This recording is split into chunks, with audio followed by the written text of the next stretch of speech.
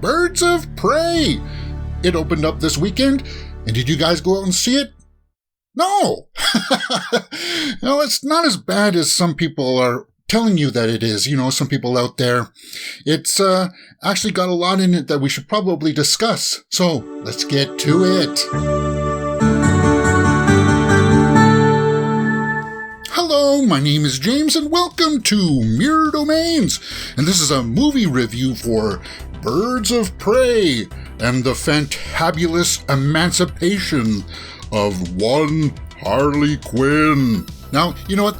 They should have just called this the Harley Quinn movie. I'm going to tell you that straight up, because that's what people are associating it with. We see that Margot Robbie is back as this role that we saw in the Suicide Squad. And let me just tell you straight up, if you didn't like Suicide Squad, this is better than Suicide Squad. Now, is it as good as, say, Nolan's Batman films, as some people out there seem to be saying? No, it's not. But it's a step up from Suicide Squad, and it's nowhere near as epic as, say, Joker, like with Joaquin Phoenix. But you know what?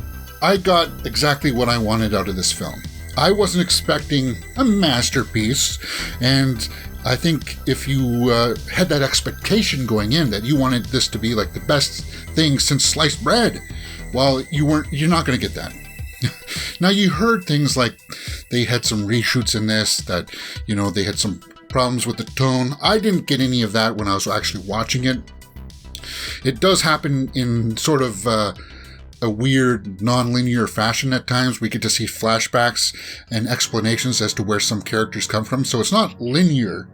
But I did enjoy the performances of Margot Robbie, and I think that's the number one reason why people go to see it, is because of her and her portrayal of Harley Quinn.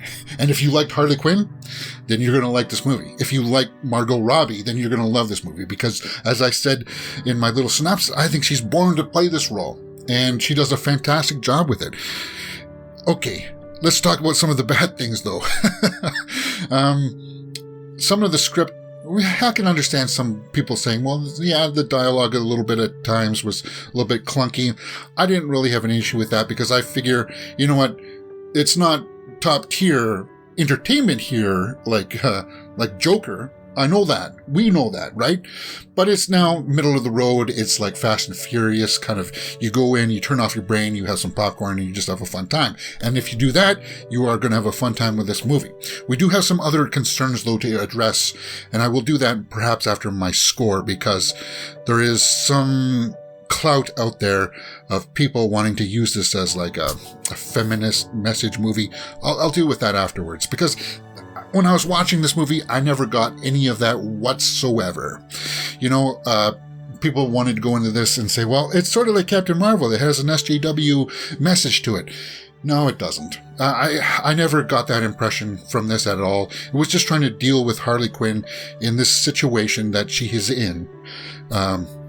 And just telling this one small story. And I like that. It was basically her versus Black Mask, Ewan McGregor's character, and then she meets Huntress and Canary along the way. Black Canary, sorry. And, you know, it was kind of interesting to see them come together, but it would have been better if, as I said, if they just called it the Harley Quinn movie, because it's all focusing on her, right? She's the main character, not the other ones. And for that, I actually really liked it. And I like the fact that we get to see some scenes with her in her different costumes. We got to see her on her rollerblades with her hyena. I really liked and enjoyed all of that stuff. So when I went to score this movie, I was kind of like, well, here's my score sheet. It's not... it's about middle of the road, guys. It's about 7 out of 10 for a February movie. Which, did I wish that it was better, that it was going to be more received by people? I wish it did. It's only going to be banking about $33 million at the domestic box office for its opening weekend, and about 88 worldwide. But I hear that it has like a $90 million budget. So, overall, the month of February is fairly slow. Next week is Sonic. I think eventually it'll make its money back, but it's going to be tough to make a profit, which is kind of a bummer, because it's as I said, it's a quality middle of the road movie where it's kind of like, yeah, that was interesting, that was cool. Now, it's something that you're not going to put on your best of the year list, not by far. So a 7 out of 10 for Birds of Prey and the fabulous emancipation of one Harley Quinn.